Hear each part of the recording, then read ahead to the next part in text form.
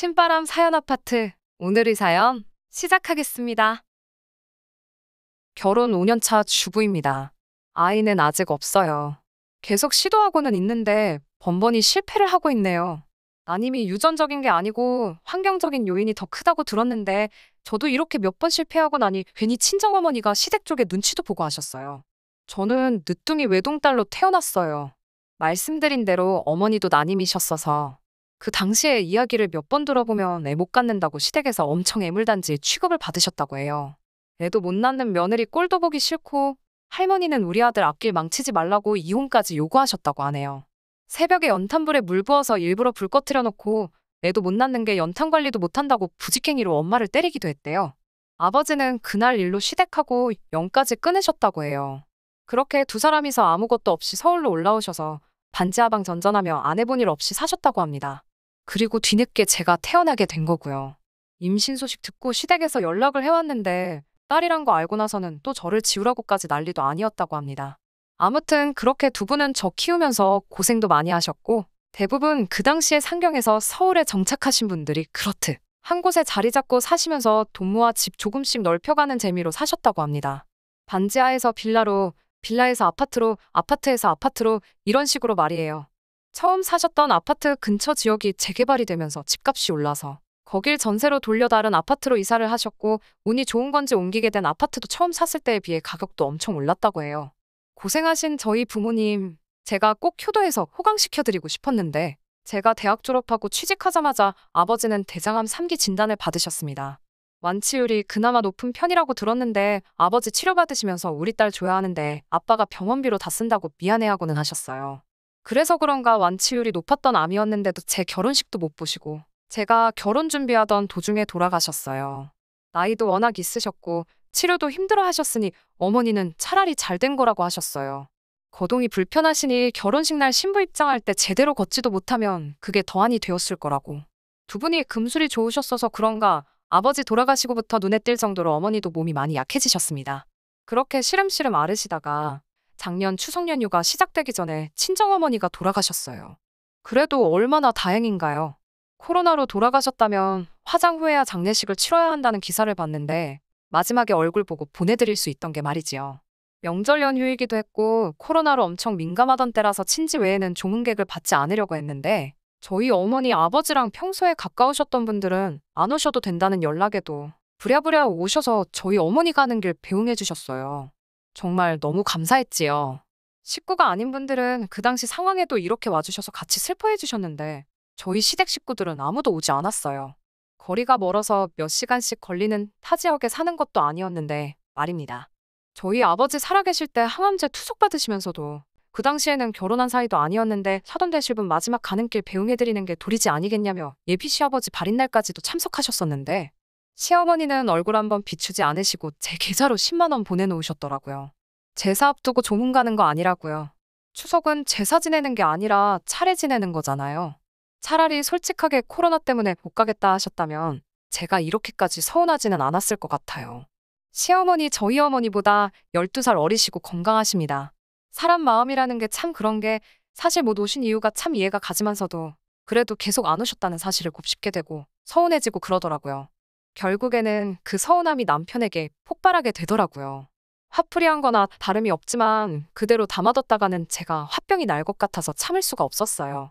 정말 너무한 거 아니냐고. 시어머니 안 오신 것까지 최대한 이해를 하려고 해도 가족 중에 누구라도 보낼 수 있던 것 아니냐고. 6년 전에 아버지가 돌아가셨는데도 아버지 지인분들까지 와주셨는데 어떻게 시자 들어가는 사람은 단 한 명도 안 올 수가 있느냐고요. 남편 위로 누나들이 둘이나 있고 심지어 저는 얼마 전에 신우의 심호상에도 참석해서 애 봐줄 사람 없다고 장지까지 따라가서 애들을 봐줬는데 말입니다. 못 가서 미안하다는 연락도 없이 10만 원 딸랑 보내는 시어머니지만 신우들은 그 알량한 10만 원조차 보내지도 않고 그 뒤로도 저한테 연락 한 번 없어요. 누나들은 시댁에 가야 하지 않았냐. 거기서는 제사를 지낸다기에 아예 처음부터 연락도 안 했다.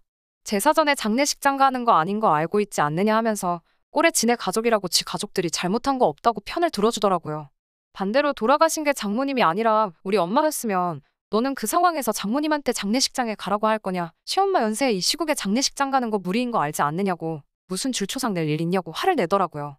그러고서는 오히려 시어머니가 저한테 화가 나셨다는 어이없는 소리를 하더군요.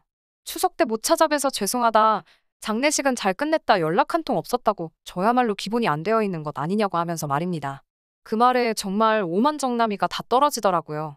너 같으면 내 상황에 먼저 연락을 드렸을 수 있었겠냐라고 따지니 그렇게 속이 좁아 터져가지고 사람 어디 쓰겠냐고. 자기가 상주 역할 안 했냐. 그거 해줬으면 됐지. 우리 가족들까지 이 시국에 우르르 몰려와서 같이 슬퍼해준다고 뭐가 달라지냐. 돌아가신 장모님도 이 시국에 시댁 식구들까지 몰려온 거 보면 가는 길 편치 않았을 거다 하면서 더 말하기도 싫다고 방으로 들어가 버렸어요. 저도 제가 시댁 식구들한테 서운했던 마음 남편에게 풀려고 한 거 잘한 일 아닌 거 압니다. 단지 제가 남편에게 많은 거 바란 것도 아니고 그냥 저 다독여주면서 미안하다 가족들을 대신해서 내가 사과하겠다 한마디만 해줬으면 저한테도 많은 위로가 되었을 텐데 끝까지 미안하단 말 한마디 없이 오히려 제가 잘못했다고 쏘아붙이고 있으니 정말 많은 생각이 드네요. 여태까지 연애 3년에 결혼 5년, 8년 동안 함께한 사람이 이 정도밖에 안 되는 사람이었나 생각도 들고 시모가 평소에도 아들, 딸 사위가 잘해줘서 살맛이 난다고 말할 때마다 며느리는 쏙 빼놓고 말할 때도 왜 며느리는 빼놓냐고 제 편을 들어주던 모습은 온데간데 없고 지들 가족만 챙기고 있는 모습을 보니 후회가 막심하네요. 아무리 속으로 참고 또 참아보려고 했지만 더 이상 견딜 수가 없네요. 지난번에 친정어머니 장례식에 10만 원만 보내놓고 코빼기도 안 비친 시댁 식구들 사연 보냈던 사람입니다. 이렇게 오랜만에 후기를 보내드려요. 안 그래도 많은 생각을 하고 이혼까지도 할까 말까 고민을 하고 있었는데 시댁 쪽에서 알아서 먼저 이혼해달라고 쐐기를 박아주네요. 아무래도 그때 제사 앞두고 장례식 하면 안 된다고 했던 말이 그때 지낸 제사가 하루빨리 남편을 시어머니 품으로 반품시켜달라는 제사였나 봅니다. 더 이상 남편에게 제 서운한 마음 풀어봐야 남편 놈이 남이 편 들고 있는 소리만 들어야 하고 계속 말해야 하니 내 입만 아프고 그 꼴 보고 있자니 내 마음만 상하는 일이라 저도 다 포기하기로 했었습니다. 남편 말대로 남편이 상주 노릇도 해주고 다른 시댁 식구들은 몰라도 적어도 이놈 하나만큼은 제 곁에 있어줬으니 그걸로 위안 삼고 말아야겠다 했어요. 진짜 장례식 날 오셨다고 한들 제가 그렇게 감사하지도 않았겠다고 스스로 자기 최면을 하면서 그날 일을 잊어보려고 노력했습니다. 그런데 몇 일이 지나고 나서 평소에 연락 한 번도 없던 신우들이 저한테 괜찮냐고 연락을 해왔어요. 장례식 날 때만이 아니라 평소에도 말 그대로 명절날 때 안 맞으면 얼굴 한번 못 보고 한 해를 넘길 때가 허다할 정도로 남보다도 더 멀게 지내는 신우들이었거든요. 정말 개인적인 연락은 꿈도 꾸지 못할 정도로 시댁 식구들 중에서도 가장 거리감 있던 신우들이 이제 와서 저한테 연락을 해왔네요. 괜찮냐? 마음은 어떠냐 하면서 연락을 해오는데 이 사람들이 뭘 잘못 먹었나? 갑자기 왜 그러는지 그 속을 저는 이해할 수 없었죠. 차라리 저한테 장례식, 추석 이후 연락 한 번 없었다고 기분 나빠하신 시어머니가 제게 연락을 했으면 했겠지. 이 사람들이 해올 줄은 꿈에도 상상을 못했어요. 힘들었겠다며 저보고 아무리 힘들어도 잘 추스러야지. 마음속에 짐이 있으면 들어설 아이도 안 생긴다 이러면서 언제부터 저를 그렇게 위해줬다고 제 걱정을 해주기 시작했어요.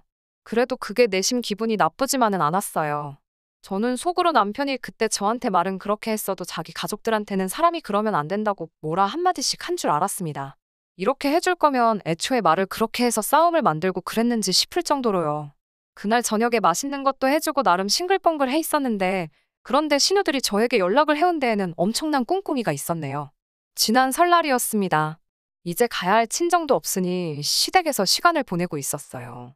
신우들이 자기들 시댁 다녀왔다가 친정으로 오게 된 날이었지요. 신우들이 저한테 그렇게 반갑게 인사한 적은 여태껏 5년 결혼 생활 해오면서 한 번도 없었습니다. 저녁 식사가 끝나고 뒷정리를 하려는데 신우들이 앞다투어서 자기들이 하겠다고 저보고 쉬라고 하더라고요. 그때부터 뭔가 낌새가 이상했어요. 이럴 사람들이 아닌데 말이지요. 평소에 친정 와서는 손 하나 까딱 안 하던 신우들이 과일까지 내오고 나서 온 가족이 모인 자리에서 저한테 잘해준 꿍꿍이가 무언지 알게 되었습니다. 친정어머니께서 가지고 계시던 서울 소재의 아파트 2채. 사실 하나는 전세를 주고 있는 거라 엄밀히 따지면 한 채 반이기는 해요. 그런데 그 이야기를 꺼내기 시작하면서 어떻게 되었냐고 물으시더군요. 그 집들은 2개 다 제가 상속받게 되었고 하나는 살고 계시는 분 전세로 아직 살고 계신다고 말씀드렸어요. 위치가 어디냐고 물으시더니 하나는 첫째 신우가 하나는 둘째 신우가 살면 딱 좋겠다고 하시네요. 사위들 출근하기에도 위치가 딱 좋다고 신우들은 서울에는 아파트가 없고 다 경기도권에서 살림들을 차렸거든요. 어머님한테 그게 무슨 말이냐고 여쭤봤는데 제 말은 들은 척도 안 하고 거기서는 또 신우들끼리 자기가 더 비싼 아파트에 살겠다고 싸우기 시작하더라고요. 제 말은 끝까지 들으려고도 안 하고 자기가 저한테 더 잘해줬네 어쨌네 하면서 저보고 더 비싼 아파트에서 살게 할 사람을 고르라고 하는 거예요. 진짜로 화가 머리끝까지 올라오더라고요. 저한테 연락하고 잘해줬던 게 저희 어머니 명의로 남아있던 아파트를 지들이서 나눠 가지려고 하던 속셈인 거예요. 제가 외동딸이니 그 집들이 고스란히 제 손에 들어올 것을 알고 이미 저한테 연락이 온 순간부터 저희 어머니 집을 자기들끼리 그 집에선 내가 살 거네 네가 포기해 하면서 싸우고 있었고 좀 더 비싼 아파트를 받으려고 저한테 연락을 먼저 해서는 제 걱정해주는 척 아양 떨면서 제 눈치를 보던 거예요. 누가 준다거나 한 적도 없는데 말입니다. 그 자리에서 신우들이 준비해온 과일상을 엎어버렸어요. 자기가 더 비싼데 살겠다고 투닥거리던 신우들도 그게 뭐라고 그 꼬라지를 흐뭇하게 지켜보는 시어머니도 남편도 아주버님들도 전부 다 눈이 휘둥그레지더라고요. 누가 그 집에서 살 건지 중대 발표를 하겠다고 하고 전세 주고 있는 집은 이미 살고 있는 사람 계시니 뺄 생각 없고 남아있는 집 하나는 제가 들어가서 살겠다고 했습니다. 남편이 옆에서 우리는 서울에 집 있잖아. 그럼 그거 팔아서 누나들 반씩 나눠주면 어떠냐고 한술 더 터서 헛소리를 떠들고 있더라고요. 그대로 곧바로 과일 담겨있던 쟁반을 들어서 남편 정수리에 꽂아버렸어요. 그 집에서 내가 들어가서 살겠다는 건 니랑 같이 들어가서 살겠다는 게 아니라 이혼해서 나 혼자 살 거라는 뜻이야. 라고 외치면서요. 시어머니께도 앞으로 뵐 일은 없을 것 같은데 그래도 꼭 돌아가실 때는 연락 한번 달라고 했어요. 10만 원 제가 부조해드린다고요. 신우들한테도 있지도 않은 일 가지고 서로 싸우지 말고 앞으로 사이좋게 지내라고 충고하고 필요할 때 잘하지 말고 있을 때 잘하라고 쏘아붙이고 저 혼자 집으로 돌아왔네요. 지금은 별거 중인 상황이고 이혼 조정 기간입니다. 변호사 구해서 위자려고 지금 살고 있는 집이고 분할받고 싶은데 괜히 귀찮게 시간 끄는 것보다 하루빨리 그 집 구석하고 연을 끊어버릴 생각입니다. 외동딸인 게 이럴 때는 서럽네요. 제 편 들어줄 형제 하나 없는 게 말이에요. 그래도 남이 편 들어주는 남편 데리고 사는 것보다 평생 혼자 사는 게 편할 것 같습니다. 그러면 제 사연은 여기서 마치도록 하겠습니다. 속이라도 시원하게 여러분들이 제 전 시댁 식구 욕이나 조금 해주세요. 감사합니다.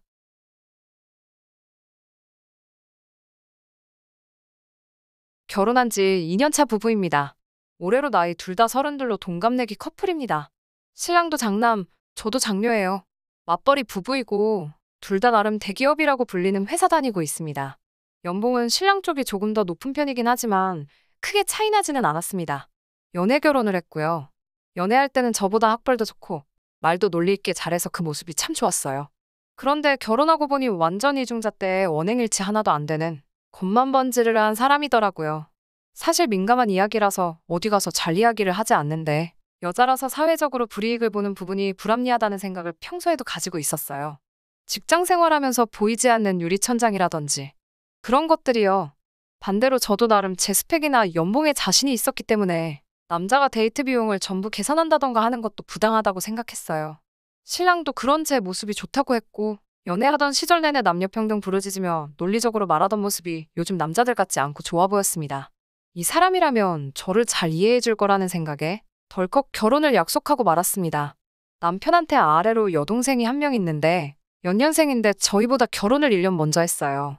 신랑이 남자 혼자서만 집해오고 하는 것도 어떻게 보면 남녀차별이 아니냐면서 자기가 여동생 결혼식에 자기가 모은 돈을 보탰다고 자랑처럼 말하더라고요. 왜 그때 눈치를 못 챘을까요? 지금 생각해보니 결혼자금 남자가 더 내는 게 아까워서 밑밥을 던진 거였다는 생각밖에 안 들고 연애도 2년 정도 되는 기간 동안 꽤 길게 만나왔는데 왜 진작에 그때 눈치채지 못했나 후회가 너무 커요. 본격적으로 저와의 결혼 이야기가 오고 가기 시작하면서 여동생 결혼자금을 보태준 걸 제외하더라도 남편이 따로 모아놓은 돈이 6천 정도 되었어요. 저는 그거보다는 조금 모자랐는데 고작 2천 정도 되는 돈 가지고 나중에 책 잡히기 싫다는 생각도 들어서 친정에다가 손을 벌려 결혼자금 똑같이 맞춰서 결혼했습니다. 결혼하고 나서도 서로 집안일도 분담해서 공동으로 하고 나름 그런 소소한 것들에 신경을 쓰고 있다는 느낌이 들었습니다. 하지만 그런 신랑의 진심을 알게 된 건 얼마 지나지 않아서였습니다. 결혼하고 맞는 첫 명절이 추석이었어요. 시댁에 새벽바람부터 가서 음식하는 거 돕고 설거지며 밥상도 제가 나서서 차리고 저녁 식사할 때는 시부모님과 약주도 같이 하면서 애교도 부리며 나름 이상적인 며느리 도리를 다 했어요. 다음날 아침에 누구보다 일찍 일어나 아침상도 차려드렸고요. 점심이 되기 전에 부랴부랴 할 일 다 끝내놓고 친정 갈 준비하는데 시어머니께서 좀 있으면 신우네 온다고 가지 말라는 식으로 이야기하시더라고요. 신랑을 쳐다보니까 괜히 딴청 피면서 걔들은 왜 이렇게 늦게 온대? 라고 말하면서 소파에서 일어날 생각을 안 하더라고요. 어이가 없어서 시어머니께 어머님, 저도 똑같은 딸인데 친정에도 가봐야죠. 라고 말하고 앉아있는 신랑 끌고 친정으로 출발했어요. 친정 가는 길에 뭐가 그렇게 불만인지 저한테 말도 한마디 안 걸더라고요. 친정에 도착해서도 손님인 것 마냥 가만히 앉아만 있었고요. 식사 자리에서 아버지가 남편에게 술을 권하는데도 자기가 술을 잘 못한다며 잔을 아예 뒤집어 놓더라고요. 아버지가 괜히 머쓱해 하시는 게 눈에 보이는데 술을 잘 못하는 건 사실이지만 먹고 죽자고 마시는 것도 아니고 분위기상 한두 잔 정도는 할 수 있지 않나요? 전날 시댁에서는 잘만 마셨거든요.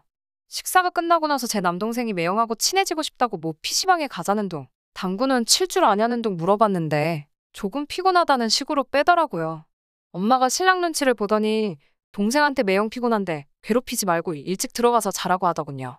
어색해진 분위기에 가족들 소파에 모여 앉아서 조용히 텔레비전을 보고 있었어요. 식사하다가 바닥에 흘린 게 있어 저희 엄마가 걸레 들고 와서 바닥을 훔치는데 소파에 앉아서 발만 슬쩍 들고는 평소에는 잘 보지도 않는 뉴스만 뚫어져라 보고 있었어요. 정말 2시간도 안 되는 시간에 온 가족에게 무안을 주는 모습에 열이 다 받더라고요. 저녁에 잘 시간이 돼가지고 방에 들어가서 그거 가지고 한마디 하려는데 말도 꺼내기 전에 신랑이 자고 가는 거 불편한데 집에 가면 안 되냐고 하더라고요. 아까 아빠가 권한 술을 안 마신 것도 다 일부러 운전하려고 안 마셨다는 게 티가 팍팍 났어요. 부모님 계시는 데서 다투기 싫어서 더 말은 안 하고 집에 자꾸 가자고 하는 말은 그냥 무시하고 다음날 아침에 집에 왔습니다. 집에 와서 참다 너무 화가 나서 나는 시댁에서 할 도리 다 했는데 너는 어떻게 그럴 수가 있냐고 하니 친정 식구들이 어색해서 그랬다네요. 누군 시댁에서 안 어색하냐고. 나도 그만큼 노력했으니 너도 최소한의 도리만큼은 해줘야 되는 것 아니냐고 쏘아댔습니다. 다음부터는 자기도 노력하겠다는 마음에도 없는 사과를 받고 그날은 그렇게 넘어갔어요. 한 번은 이런 일도 있었어요. 저희 친정이 김치를 그렇게 좋아하는 편이 아니라서 보통 사서 먹거든요. 그래서 저는 김장을 한 번도 해본 적이 없어요. 시댁은 김장을 직접 하고요. 결혼 첫 해에 김장하는 날이라고 시어머니가 저를 부르셨어요. 그걸 가지고 제가 우리 집도 안 하는 김장을 왜 해야 하냐며 불평한 적도 없습니다. 신우는 당연히 안 왔지만 그걸로도 아무 불만 없었어요. 오히려 처음 해보는 김장이 힘들기는 했지만 나름 재미도 있더라고요. 제가 처음 담근 김치기도 하고 맛있게 되기도 해서 시어머니께 말씀드려서 친정엄마 보내드리려 한다고 한 포기 더 챙겨왔어요. 시어머니도 흔쾌히 허락하셨고요. 많이 가져간 것도 아니고 겨우 한 포기였어요. 저희 집 거는 따로 챙겨왔고요. 그날 퇴근한 남편이 따로 담겨있는 김치통을 보고 이건 뭐냐고 묻더라고요. 내가 처음 담궈본 김치라서 기념으로 친정엄마 한 포기 보내주려고 챙겨왔다고 대답하니 장모님은 김장도 안 하시는데 우리 엄마가 힘들게 한 김치를 장모님은 앉아서 공짜로 드시네 하면서 으스대더라고요. 그딴 말만 안 했어도 시어머니께 참 감사했을 텐데 한 포기 얻어온 게 후회가 될 정도로 짜증이 몰려오더라고요. 시어머니 혼자서 하신 것도 아니고 저도 같이 한 김장이에요. 물론 50포기나 되는 배추 절이고 다듬는 거 시어머니 혼자 다 하신 게 맞지만 배추값은 물론이고 그런 것까지 다 감안해서 용돈까지 두둑히 챙겨드렸습니다. 처음 하는 김장이라 재밌다고 말씀은 드렸지만 저도 그만큼 허리도 아프고 나름 힘들었어요. 너무 짜증이 나서 너한테 그딴 소리 들으려고 다녀온 거 아니라고. 이런 식으로 나올 거면 내년부터는 시댁에서 김장할 때 저는 가지 않겠다고 했습니다. 그 말에 신랑은 자기가 틀린 말 한 거 있냐며 입에 거품을 물면서 달려들더라고요. 제가 안 가면 지네 어머니 혼자 김장을 하라는 소리냐면서 소리를 바락바락 지르더라고요. 우리 결혼하기 전에도 혼자 하셨던 거 아니냐고. 그게 대체 뭐가 문제가 되는 거냐고 했더니 우리 결혼해서 그만큼 김장을 더 하시는 게 아니냐고 하더라고요. 그러면 신우는 왜 안 왔냐고 따졌어요. 신우는 신우네 시댁에 있지 않느냐고. 걔도 거기서 며느리 노릇 잘하고 있는데 남들 다 하는 거 가지고 너는 왜 생색이냐는 듯이 화를 냈어요. 며느리가 김장할 때 돕고 하는 건 당연한 거 아니냐고 하면서 말이죠. 얼핏 들으면 틀린 말 하나 없어 보이지만 저는 좀 어이가 없었습니다. 그날 담근 김치 중 제가 받아온 건 친정엄마 드리려고 가져온 것까지 포함해서 4포기였어요.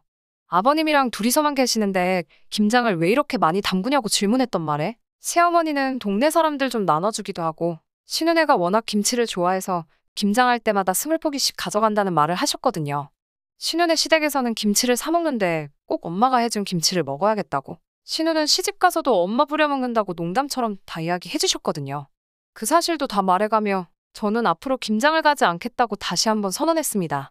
친정엄마 한 포기 보내주는데도 이렇게 눈치를 봐야 하는데 신우 먹을 거 20포기나 도와주러 갈 생각 없다고 하니 아무 말도 못하고 가만히 있더라고요. 제가 한 고집 하는 걸 알고 있던지라 나중에는 자기가 말이 심했다고 사과를 했어요. 이미 제 마음은 다 상해버렸는데 그깟 미안하단 말 한마디 듣는다고 나아질 기분이었으면 애초에 이런 걸로 다투지도 않았겠지요. 저한테 미안한 거보다 지네 엄마 김장할 때 혼자 힘들 것 같으니 억지로 하는 사과라는 게 전부 티가 났지만 그냥 다음부터 이런 거 가지고 생색 안 내기로 하고 넘어갔어요. 하지만 진짜 참을 수 없는 일이 생기고 말았어요. 바로 3달 전이었어요. 외가이긴 하지만 제 형제 중에 유일한 여자 형제이고 나이도 비슷해서 제가 평소 친언니처럼 따르던 사촌언니가 결혼을 하게 되었어요. 아직 식날까지는 한 달 가까이 남았지만 제 결혼식 하는 것 마냥 기대가 되고 설레더라고요. 옷 입을 거 고르고 신랑도 결혼하더니 살이 좀 쪄서 새 옷을 살펴야 되나 뭐 이런 걱정을 하고 있었는데 언니 결혼식 2주를 앞두고 시어머니한테서 연락이 왔어요. 무슨 남편의 재종형제 누가 결혼식을 하게 되었다고요. 안타깝게도 사촌언니 결혼식 날짜와 똑같은 날이더라고요. 시어머니께 저는 사촌언니 결혼식이 있어서 거기에 꼭 참석을 해야 한다고 설명드렸어요. 시어머니는 안타깝지만 어쩔 수 없다며 그래도 남편이라도 참석하기로 했으니 다행이라는 듯이 말하고 전화를 끊으셨어요. 그런데 남편은 그날 퇴근하고 와서 저한테 불같이 화를 내더라고요. 시어머니께 연락을 따로 받은 건지 다짜고짜 결혼식 안 가기로 했냐면서 저보고 개념이 없다고 하네요. 제가 뭐가 문제냐고. 불참하는 것도 아니고 나는 내 언니네 결혼식 가고 너는 그 결혼식 가면 되지 않느냐고 했어요.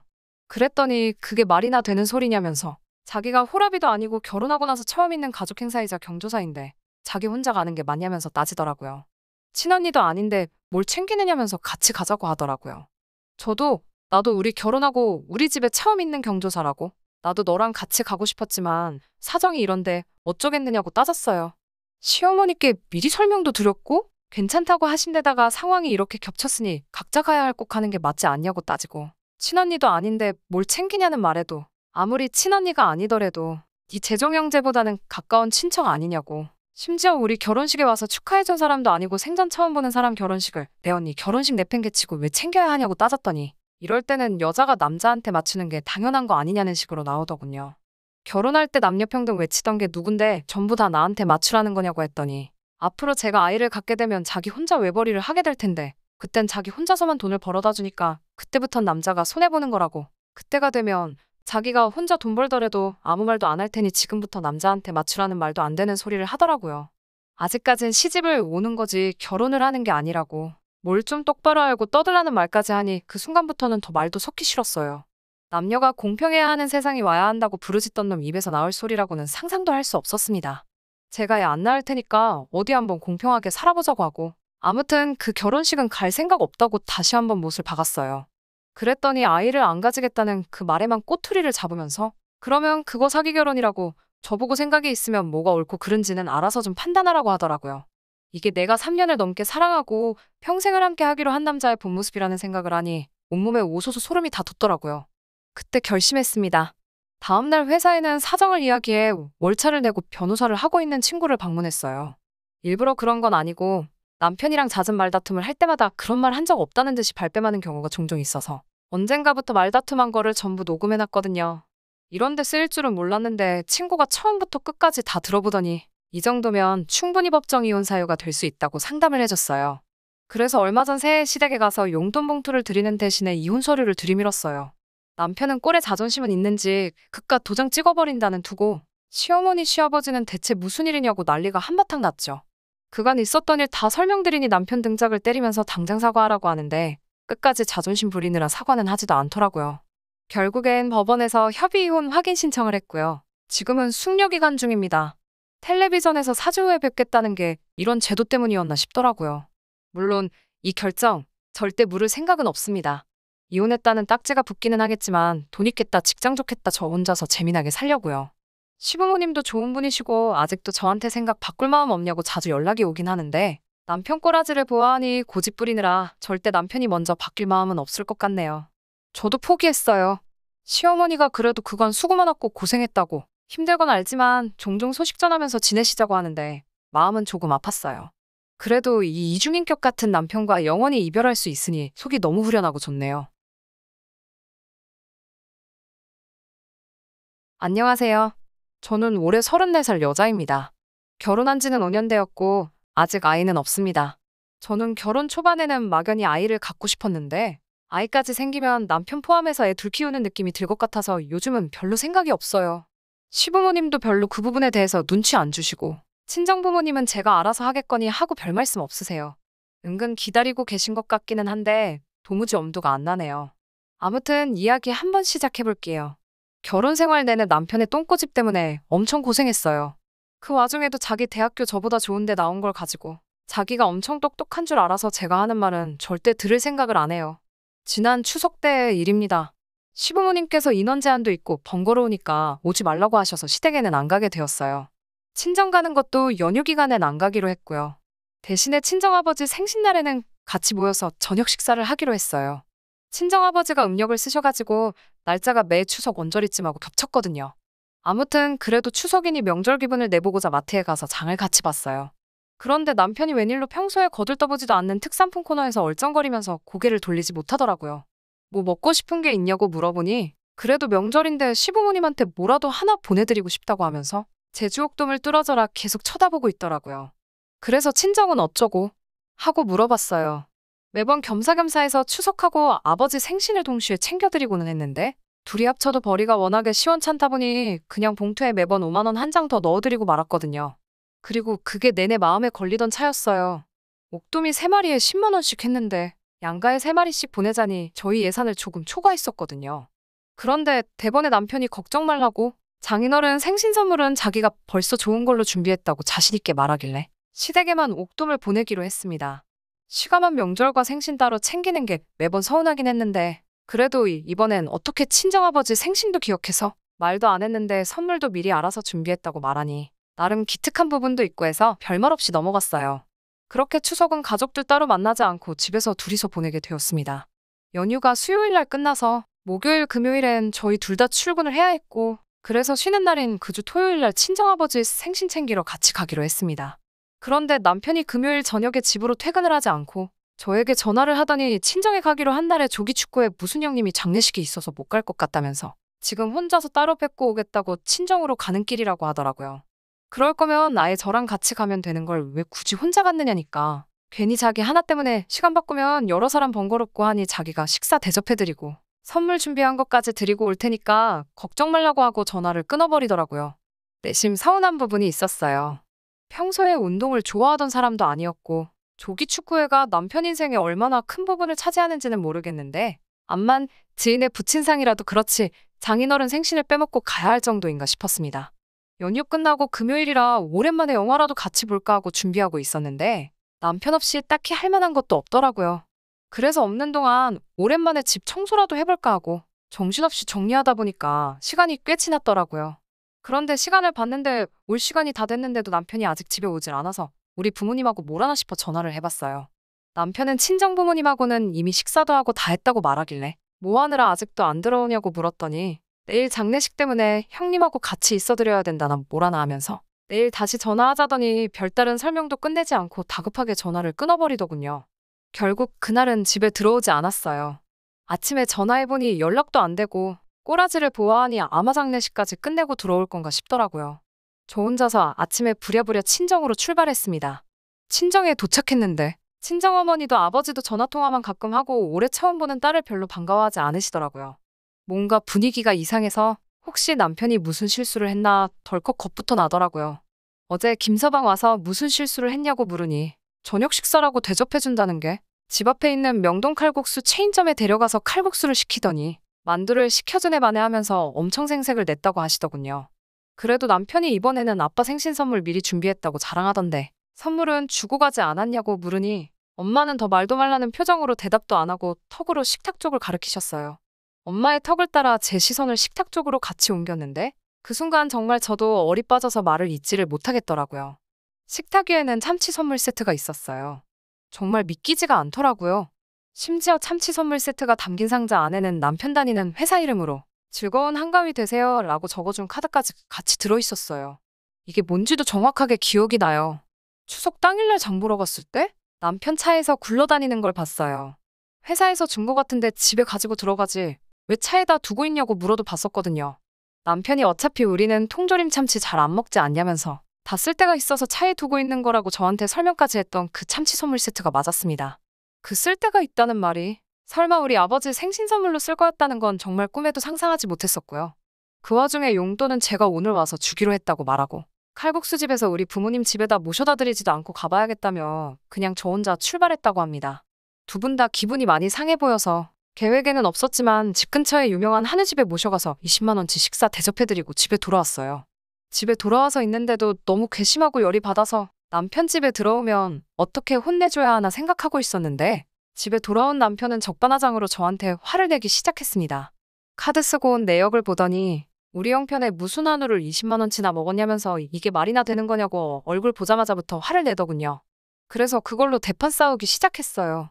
친정아버지 생신날 회사에서 명절날 받은 참치 선물 세트를 주는 사람이 세상 천하에 어디 있냐고 따지니 아나무인으로 그게 뭐가 잘못된 거냐고 한마디도 지지 않고 말대꾸를 하더라고요. 어차피 우리는 집에 더도 잘 먹지도 않고 장인어른이 마침 생선 좋아하시지 않냐고 큰 소리를 치면서 말이에요. 통조림 참치캔이 언제부터 생선이었냐고. 니네 엄마 아빠한테는 명절날 제주옥돈 보내주고 심지어 명절이랑 생신을 한 번에 챙기는 친정에 캔참치를 주는 게 어디 사람 새끼가 할 짓이냐고. 그 상황에서 내가 엄마 아빠 얼굴 보기가 얼마나 민망했는지 아냐고 소리를 질렀죠. 네가 그렇게 중요하게 생각하는 면도 살려주고 친정 부모님 너 때문에 기분 상한 거 조금 풀어드리려고 한우 먹고 온 게 그렇게 잘못이냐고 소리를 지르니 남편도 계속 지지 않고 저한테 계산 똑바로 하라면서 똑같이 소리를 질렀어요.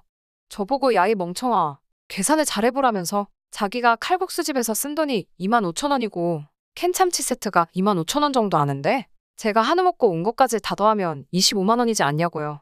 시댁에 10만 원어치 목돈 딸랑 보낸 거 치고 따지고 보면 친정에 15만 원이나 더 쓴 건데 제가 뭘 잘했다고 지금 자기한테 큰 소리냐면서 시댁에는 제 돈으로 10만 원을 따로 보내라고 하는 거 아니겠어요? 그래야 공평하지 않냐면서요. 돈 얼마 쓴 게 중요한 게 아니라 사람이 성의가 있지 참치캔 선물 세트를 생신 선물로 준 게 잘한 일이냐고 따졌더니 글쎄 너도 방금 선물 세트라고 하지 않았냐면서 선물용으로 나온 거니까 선물 세트라고 부르는 거 아니겠냐고 말하며 이렇게 시댁보다 친정 더 챙기는 남편이 세상 천하에 어딨냐고 자기가 남편인 걸 운 좋은 줄 알고 감사하게 살라면서 빈정대더라고요. 이게 자기가 잘못한 걸 알아서 그런 건지 아니면 저한테 그냥 시비를 걸고 싶은 건지 솔직히 알 길이 없었어요. 더 싸우려고 하니 꼴도 보기 싫다고 내일 뿔차고 한잔하고 집에 들어올 거라고 하고는 그냥 문 쾅 닫고 나가버렸어요. 정말 이 자식을 어디까지 용서해주고 어디까지 맞춰줘야 하는 건지 열불이 다 나네요. 이 이야기를 어디 가서는 못하겠고 친구들한테 털어놓으니 뭘 같이 사냐고 이혼하라고 하는데 이혼이 어디 뭐 그렇게 쉬운 일인가요? 아무튼 정말 미치겠네요. 어떻게든 한 방 먹여주고 싶은데 좋은 아이디어 없을까요? 사연 보내면서 다시 그날이 떠오르니까 또 짜증이 다 나네요. 후기입니다. 정말 이날을 얼마나 벼르고 벼렀는지 모르겠어요. 아이디어 보내주신 분들 너무 감사합니다. 덕분에 아주 속이 후련해요. 시어머니 생신이 다가오는 가운데 아침이 되자마자 또 공차러 나간 남편 두고 시어머니께 따로 전화를 드렸어요. 회사 일 때문에 같이 식사하기로 한 날에는 제가 못 갈 것 같고 오늘 따로 찾아뵙겠다고요. 뭘 번거롭게 오냐고 굳이 안 와도 된다고 말씀하셨는데 저에겐 꼭 가야만 하는 이유가 있었거든요. 출발하기 전에 동네 마트에 들려서 괜찮은 게 있나 살펴봤어요. 마침 참치 3캔이 들은 식용유 선물 세트가 10,000원밖에 안 하더라고요. 그래서 그걸로 집었죠. 다시 집으로 가져가서 포장지에 2겹 3겹으로 정성스레 포장까지 했어요. 거기에 용돈 두둑히 담은 봉투 하나까지 챙겨서 시댁으로 향했습니다. 똑같이 할 생각에 긴장이 돼서 떨리기까지 하더라고요. 솔직히 마음은 좋지 않았어요. 남편이 잘못한 건데 시어머니한테 푸는 건가 하는 생각도 들었지만 그래도 이왕 하기로 마음먹고 여기까지 온 거 그냥 확 지르기로 했습니다. 생신 선물을 건네드리니 그 자리에서 뭘 이런 걸 사왔냐고 하시면서 바로 뜯어보시더라고요. 선물을 뜯고 나서 식용유 세트인 걸 확인하신 시어머니의 실망하신 표정이 아직도 눈에 서네요. 죄송하다는 마음이 있기는 했는데 또 생각해보니 남편이 선물이라고 포장도 안 한 참치 세트 들고 왔을 때 지우셨을 친정부모님 표정을 생각하면 당해도 싸다는 생각도 들었습니다. 진짜는 따로 있었다는 듯이 짜자잔하고 가방에서 준비한 봉투를 꺼내 용돈이라고 건네드렸어요. 제가 특별히 준비한 5,000원짜리 문화상품권 10장이 담겨있는 봉투였어요. 시어머니가 역시 또 봉투를 열어보시고는 크게 실망하시는 게 눈에 딱 보이더라고요. 저한테 지금 이게 무슨 장난하는 거냐면서 화를 내시길래 딱 정색하면서 장난 아니에요 하고 말씀드리고 그 자리에서 곧바로 박차고 일어나서 나왔습니다. 나올 때 시어머니를 향해서 목도매 10만 원, 문화상품권 5만 원에 식용유 세트 10,000원, 총 16만 원 썼다고. 지금 제가 칼국수 한 그릇 정도는 사드릴 수 있는데 그러면 어머님 생신 당일날 쓸 수 있는 돈이 꼴랑 6만 원밖에 안 돼서 차마 그렇게는 할 수가 없어. 그냥 식사 안 하고 집에 갈게요. 하고 뒤도 안 보고 후다닥 나와버렸습니다. 막상 하려고 하니 시댁 오는 길 내내 엄청 떨렸는데 이렇게 홀랑 다 지르고 나오니까 기분이 이렇게 후련하고 발걸음이 그렇게 가벼울 수가 없더라고요. 이제 생신 당일날 남편놈 주둥이로 시어머니께 자초지종을 설명해야겠죠. 뭘 그리 치사하게 구냐는 분들도 계시겠지만 양가 부모님들께 완전 똑같이는 못해드릴지라도 성의 없이 대충 넘어가려고 하는 개버릇 정도는 이제 확실하게 고쳐줄 수 있겠다는 생각이 드니 마음 하나만큼은 정말 후련하네요. 의견 공유해주신 분들과 사연 끝까지 들어주신 많은 분들께 감사의 말씀드립니다. 그럼 후기도 이만 마치도록 할게요. 좋은 하루 되세요. 안녕하세요. 결혼 앞두고 혼전 동거를 시작한 30살 여자입니다. 결혼을 약속한 예비 신랑과는 2년을 연애했어요. 혼전 동거를 결정하기까지는 저도 많이 고민했습니다. 제가 고리타분한 걸 수도 있지만 사실상 혼전 동거는 결혼이나 마찬가지라고 생각했거든요. 생각 고쳐먹고 좋은 것만 생각해서 내린 결정인데 요즘 너무 성급했나 후회도 되고 고민도 많아져 이렇게 사연을 보내게 되었습니다. 결혼을 약속한 예비 신랑은 프리랜서로 일을 하고 있어요. 디자인 관련 일을 하고 있고 벌이는 평균 이상입니다. 그래도 경력도 오래되었고 업계 쪽에서는 나름 이름도 알려져 있고 그런가 봐요. 하는 만큼 버는 일을 하다 보니 수입이 들쭉날쭉한 편인데 일을 그렇게 찾아서 하는 편은 아니에요. 이쪽 업계도 성수기 같은 게 있는지 어떤 달에는 얼굴 보기 힘들 정도로 일이 몰리는 때가 있어요. 1년에 두어 번 정도 그런 성수기가 찾아오는데 평소에는 탱자탱자 놀다가도 그때만 집중해서 일 바싹 몰아서 하고 나면 그때만 해도 웬만한 회사원만큼은 버는 걸 보면 참 신기합니다. 저 몇 달치 허리띠 졸라매고 아끼고 아껴야 모으는 1,000만 원 정도 되는 돈을 한 달도 안 되는 시간에 턱하니 벌어오고 그러면 회의감이 들 때도 있을 정도입니다. 매달 그렇게 성수기면 아마 떼부자가 되었겠지만 막상 그렇게 일거리가 평소에도 넘쳐나지는 않는 것 같아요. 거기에 그때 바짝 벌면 밤을 새서 피부도 푸석푸석해지고 그러니 건강도 안 좋아지는 것 같고 그런 걸 보면 직업이라는 게 각자 장단점이 있는 게 아니겠나 싶을 때도 있었어요. 저야 시키는 일만 하면 이러나 저러나 월급은 나오니까요. 저희가 혼전동거를 시작하기 전에는 2년이라는 긴 시간 동안 연애를 하고 있었습니다. 하지만 혼전동거 이야기가 연애를 하면서 자연스럽게 나온 경우는 아니에요. 사실 당시에 예비 신랑이 짧은 시간 힘들게 일해서 큰돈을 벌고 하는 걸 보고 나서는 저도 제 일에 대해서 다시 돌아보는 계기가 되었습니다. 그렇다 보니 제가 하는 거에 비해 벌이도 적고 보람이 없다고 생각했던 적이 있어요. 그래서 이직을 알게 모르게 준비하기 시작했어요. 솔직히 되던가 말던가란 심정으로 올린 건데 동종업계에서 꽤나 이름 좀 날린다는 회사에서 스카웃 관련 제의가 왔습니다. 내건 조건도 업무 내용도 전부 다 마음에 들었고 제시한 연봉만 해도 당시 다니던 직장에서 받던 것보다 1.5배나 되는 파격적인 조건이었지요. 제가 거절을 할 이유가 있나 싶을 만큼 좋은 조건들이었는데 마음에 걸리는 게 하나 있었으니 그게 바로 회사가 있는 지역이었어요. 본사가 지방광역시에 있는 관계로 제가 그 회사로 이직을 하려면 이사를 가는 건 필수적인 문제였거든요. 어차피 저도 서울에서 월세 살고 있던 상황이었는데 여기서 월세나 거기서 월세나 큰 문제 될 건 없었습니다. 오히려 집세 같은 걸 어느 정도 지원해준다는 조건까지 껴있었으니 오히려 더 좋은 상황이었어요. 거기에 일단 본사 근무 2년 경력을 찍어야지 서울에 있는 지사로 순환 근무를 하든 뭘 하든 위치를 조정할 수 있다는 이야기를 들었습니다. 서울로 다시 돌아올 수는 있었지만 이러나 저러나 2년이라는 시간이 더 걸리게 되었던 거잖아요. 그래서 당시 연애 중이었던 예비 신랑과는 이별의 수순을 밟을 수밖에 없었습니다.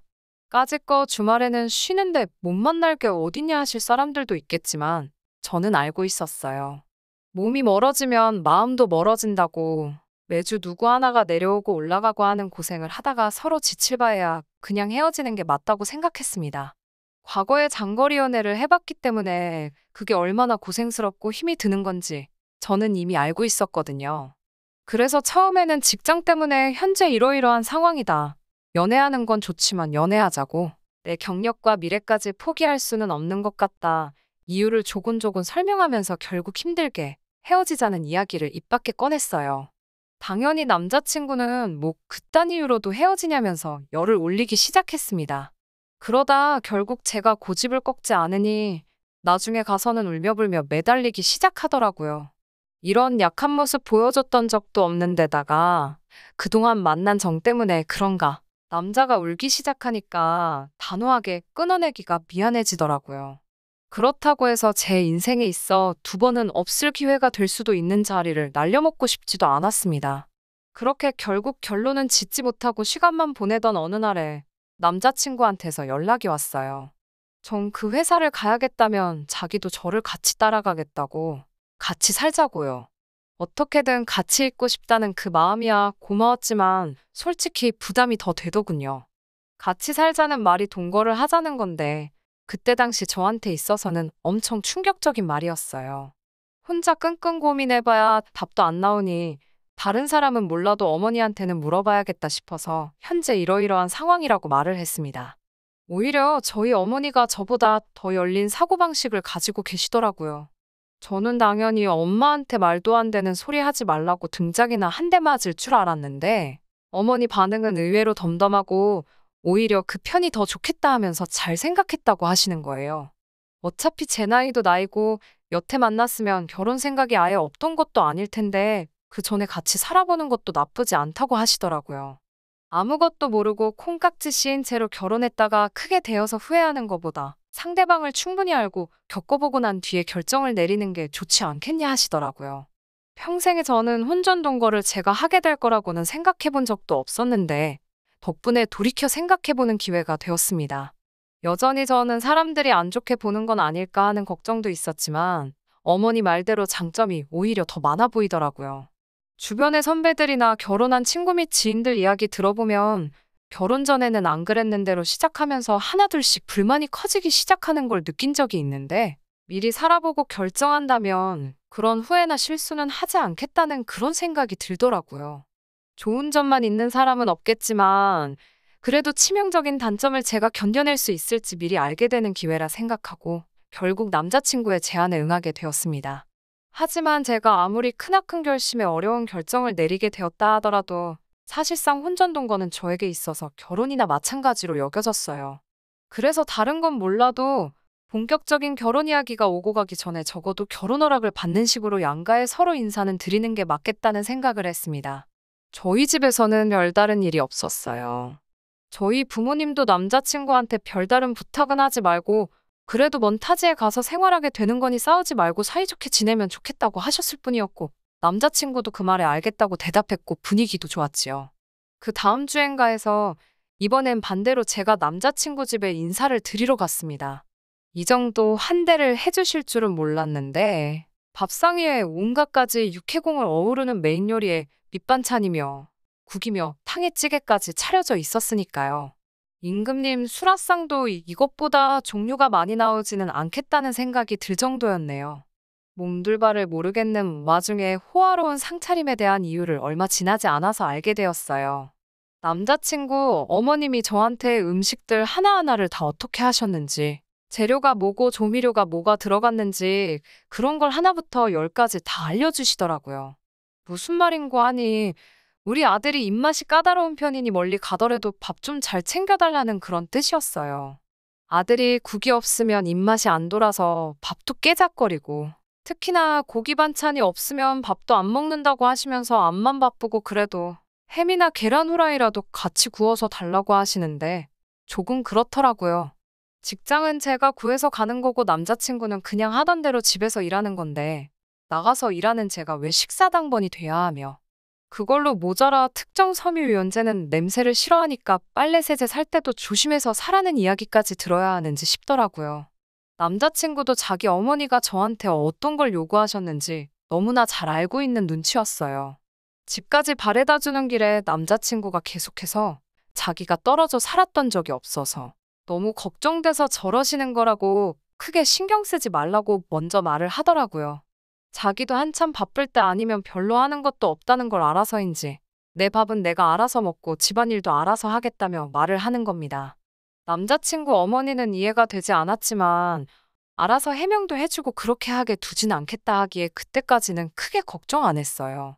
그리고 얼마 지나지 않아서 저는 회사를 옮기게 되었고 새 회사가 있는 지역으로 남자친구와 이사를 가게 되었습니다. 아무래도 동거인이 있기 때문에 회사에서 지원해주는 집세 혜택은 포기해야 했지만 돈이 얼마나 되는 것도 아니고 아쉽지는 않았습니다. 여기까지는 큰 문제가 없었어요. 적어도 처음 몇 주간은 정말 식만 안 올렸다 뿐이지 신혼부부가 이런 느낌인가 싶고, 저도 부모님과 같이 지낼 때 말고는 대부분 혼자 지냈기에 새로운 생활이 신기하고 재밌기도 했습니다. 그런데 점점 남자친구의 본 모습을 알게 되니 여러모로 걱정이 되기 시작하네요. 일단 일하는 것부터가 문제였습니다. 근근히 일감이 있어서 일을 하고는 있는데 제가 볼 땐 성수기 때 몰려오는 일 아니면 하고 싶지 않아 해요. 그때 벌이가 웬만한 중소기업 직장인 연봉 정도는 되기에 문제가 없다지만 프리랜서가 가만히 있는다고 해서 일이 굴러 들어오는 건 아니잖아요. 더군다나 디자인 쪽이면 새로 치고 들어오는 사람들도 있고 유행도 빨리빨리 바뀌는 시장인데 불투명한 미래는 제쳐두고 너무 현재에 안주하고 있는 건가 싶었습니다.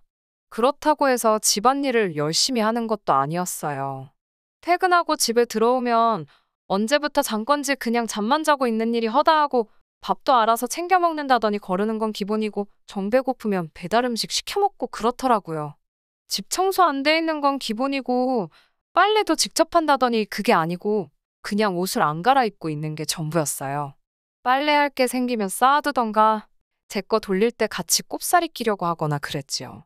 그래서 남자친구와 대판 싸우게 되었습니다. 저는 남자친구한테 아무리 맞벌이지만 우리가 결혼을 하게 된다면 가장의 역할을 해줘야 할 텐데 이건 좀 아니지 않냐고요. 푼돈이라도 꾸준히 일감 같은 거 따와서 일도 좀 하고 집에만 있는다고 해도 운동이라도 좀 하고 규칙적인 생활 좀 해주면 좋겠다고 했어요. 식사도 배달 음식으로 때우고 그러지만 말라고 일도 다 안 하면서 벌어놓은 돈 배달 음식 사 먹는 비용으로 다 써버리면 그게 말이나 되냐고 다투거나 했지요. 남자친구는 남들 버는 것보다 더 벌어오는데 뭐가 문제냐면서 자기는 일도 좋지만 자기 인생도 중요하다고 하면서 지금 생활 습관을 고칠 생각이 없다고 합니다. 솔직히 저는 결혼 생각이 싹 달아날 만큼 지쳤어요. 이래서 미리 살아보면 그 사람의 진짜 모습을 볼 수 있다는 말이 있나 싶습니다. 그간 만나온 정이 있고 같이 살고 있는데 그냥 여기까지만 하고 끝내자는 말도 꺼내기가 어렵네요. 어떻게 하는 게 좋은 걸까요? 안녕하세요. 2달 만에 이렇게 후기를 보내게 되었습니다. 결론부터 말씀을 드리자면 일단 파혼을 하게 되었습니다. 같이 살고 있어서 솔직히 남자친구가 어떻게 나올까 두려웠는데 남자친구 쪽에서 먼저 일을 크게 만드는 바람에 한결 수월해지기는 했네요. 같이 해온 정이 있고 남자친구가 이러나 저러나 어쨌든 돈을 벌고 있는 상황이기에 여러모로 참아보려고 애썼습니다. 그런데 그런 노력이 무색할 정도로 엄청난 사건이 터지고 말았거든요. 말씀드렸는지 기억이 잘 안 나는데 남자친구가 집에서 살림하겠다 큰 소리 뻥뻥 쳐놓고서는 집안일을 거의 안 했어요. 살림한다고 해서 제가 뭐 엄청난 거 기대한 것도 아니고 그냥 밥솥에 밥만 되어 있어도 반찬 가게 반찬 정도면 충분히 맛있게 저녁 식사를 했을 겁니다. 그런데 그런 기본적인 것도 안 해놓고 딱히 일을 하는 것도 아니면서 바쁘다, 시간이 없다 이런 핑계로 아무것도 안 하고 있었거든요. 그래서 저도 제가 굳이 집에서 빈둥대는 남자친구 밥까지 차려야 하나 싶어서 저녁 식사는 회사 구내식당에서 해결하고 퇴근을 했어요. 그날도 퇴근 준비하고 구내식당에 들려서 저녁 식사를 하려고 했는데 남자친구한테 전화가 오더라고요. 자기 어머니가 서울에서 내려오셨다고 같이 저녁 식사할 테니까 오늘은 저녁 먹지 말고 들어오라대요. 혼전동거를 하고 있기는 했지만 제가 며느리는 아니니 굳이 저한테 미리 연락 같은 건 하실 필요 없었으니 그 부분에 대해서는 짜증이 나거나 열이 받거나 하지는 않았습니다. 자기 어머니가 온다는데 그걸 몰랐을 리는 없고 아무 말도 안 해준 남자친구가 잘못이라고 생각했지요. 아무튼 그래서 그날은 오랜만에 곧바로 퇴근을 했네요. 집에 도착하니 어머님은 아직 안 오셨는데 집은 집대로 엉망인 상황이었어요. 집에만 있었으면서 뭐하고 있었냐고 한마디 하고 같이 정리를 했습니다. 집 청소가 얼추 끝나니 그때 맞춰서 어머님이 도착을 하셨고요. 어머님이 오랜만에 아들 본다고 바리바리 이것저것 싸들고 오셨더라고요. 어머님이 아들 좋아하는 거라고 족발을 사오셨어요. 뭐 남자친구가 서울 살 때 일주일에 한 번은 꼭 집에서 배달시켜 먹던 맛집이라고 하는데 제가 입맛이 까다로운 편은 아닌데 돼지고기 삶은 걸 별로 안 좋아해요. 제가 못 먹는 음식 가져오신 게 서운하지는 않았어요. 반대로 친정어머니가 오셨다고 한다면 남자친구가 별로 안 좋아하더라도 제가 좋아하는 음식으로 가져오셨을 테니 당연하다고 생각했지요. 그런데 제가 달리 먹을 것도 없고 밑반찬 하라고 몇 가지 가지고 오긴 했지만 집에 밥도 없고 마른 반찬만 가지고 저녁 식사를 하고 싶지도 않아서 그러면 저는 배달을 시키겠다고 했습니다. 그런데 어머님이 너는 벌써부터 배달 음식을 그렇게 시켜 먹냐고 하면서 돈이 썩어나냐는 식으로 잔소리를 하시더라고요. 배달 음식 시켜 먹는 걸로 잔소리하는 건 제가 아니라 어머님 아들한테 하셔야 할 텐데 속으로만 한마디 하고 삼켰지요. 간단하게 중화요리집에서 짬뽕이나 시키려고 했는데 최소 주문 금액이 모자라서 남자친구랑 어머님한테도 혹시 추가로 뭐 생각나는 거 있느냐고 물어봤지요. 그러니 또 남자친구 어머니가 혀를 끌끌 차는 겁니다. 저거저거 음식 시켜 먹는 꼬라지 보니까 평소에도 어떻게 지내는지 눈에 훤하다면서 잔소리를 하더라고요.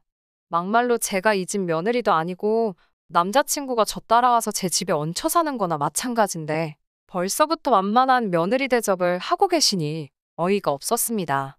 이어서 말하기를 우리 아들 얼굴이 반쪽이 된 걸 보니까 밥도 제대로 안 챙겨주는 거 아니냐고 잔소리를 하길래 그냥 한 귀로 듣고 한 귀로 흘리면서 그럼 저는 배달비 아껴야 되니까 나가서 포장해 올게요 하고 자리를 피했습니다. 일 마치고 와서 피곤하긴 했지만 저기서 잔소리 듣고 있는 것보다 잠깐 바람도 쐴 겸 해서 포장해 오는 게 더 낫다고 생각했거든요.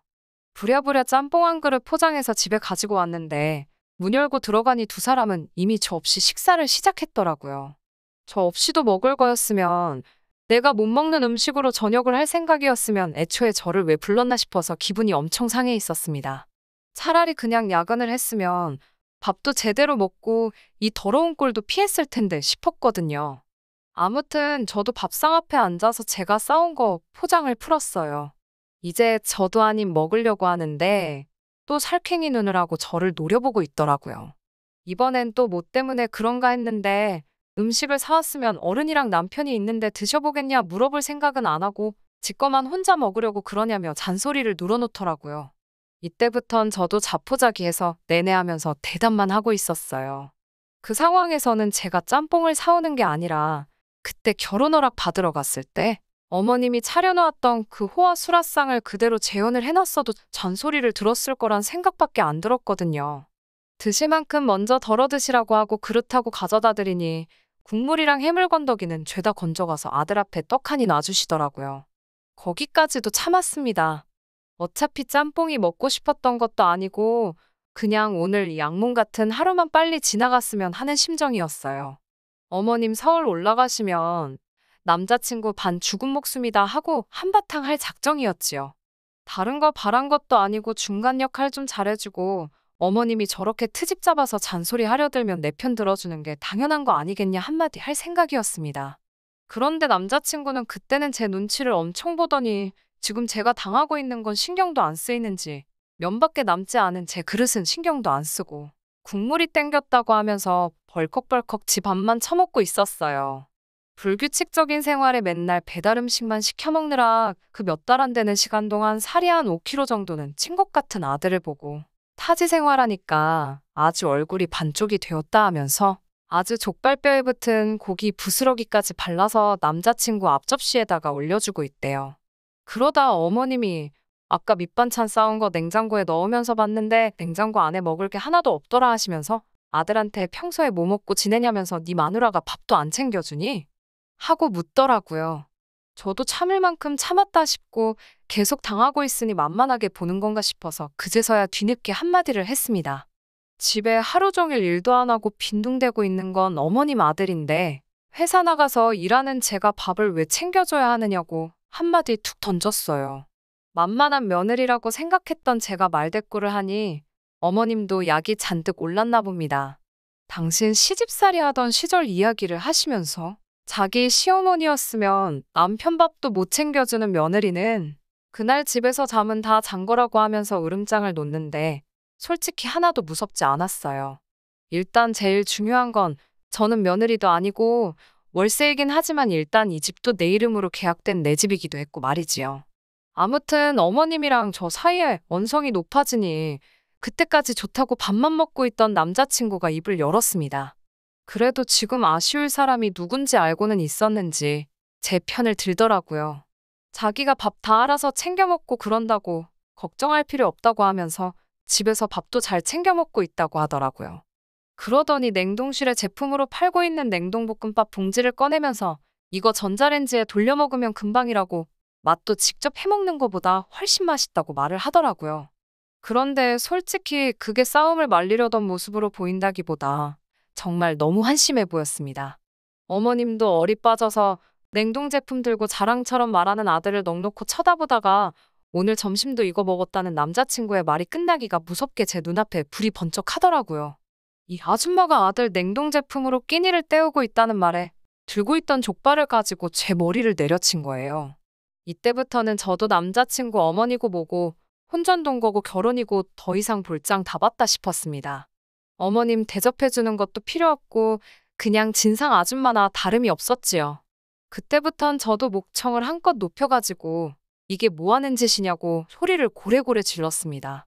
장난하는 것도 아니고 뭐 하는 거냐고 같이 살고 있으니까 며느리로 보이나 본데 아직 사람도 덜 된 아들 타지에 보내놓은 게 그렇게 걱정이 되면 도로 데려가라고 했습니다.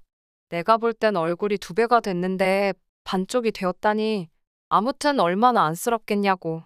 내가 회사 다니면서 나 먹고 사는데 아무 지장이 없는데 일까지 하고 집에 와서 아줌마 대신 아줌마 아들한테 12첩 임금님 수라상 차려주는 식모노릇 하게 생겼냐고. 다 필요 없으니 도로 데려가서 실컷 밥해 먹이라고 소리쳤지요. 어머님도 저한테 너 같은 며느리 볼 생각도 없고 필요도 없다며 같이 큰 소리 떵떵 치더니 짐 싸가지고 아들 데리고 나가더라고요. 남자친구가 나가니 집이 넓어졌는데 아쉽거나 서러운 마음도 들지 않고 오히려 속이 뻥 뚫린 듯 후련했습니다. 그동안 제가 알게 모르게 참아오면서 맘고생도 많이 했던 거였겠죠. 사실 후기까지 보낼 일은 아니었는데 얼마 전에 어머님한테서 연락이 왔어요. 잘 지내냐고 추벽거리며 묻더니 시간이 지나니 자기도 잘못한 게 조금은 있는 것 같다며 서로 속 시원하게 풀지 않겠냐고요. 듣자 하니 아들님이 제가 보고 싶어서 집에서 식음을 전폐하고 시위 중이라고 하는데 솔직히 그렇게 처량하게 있을 거라는 생각은 들지 않대요. 돈이야 벌어오지만 출퇴근도 따로 안 하면서 삼시세끼 집에서 밥만 축내는 아들 몇 달이나마 떼놓고 살다 보니 그게 편했던 거겠죠. 저는 이 아줌마가 서로 풀자고 하는 말이 앞으로 잘 지내보자가 아니라 그냥 긴 말 안 할 테니 우리 아들 좀 다시 데려가달라는 소리로밖에 들리지 않았어요. 그 귀한 아들 이 집에 다시 보내면 밥도 제대로 못 얻어먹고 다닐 텐데 그냥 어머님이 데리고 살라고 했어요. 말 맞다나 저희가 양가상견례를 진행한 것도 아니고 결혼식장 들어가기 전날에도 엎어지는 게 결혼인데 결혼 전에 몇 달 같이 살았다고 평생 코 깨어 살 필요 있겠냐고요.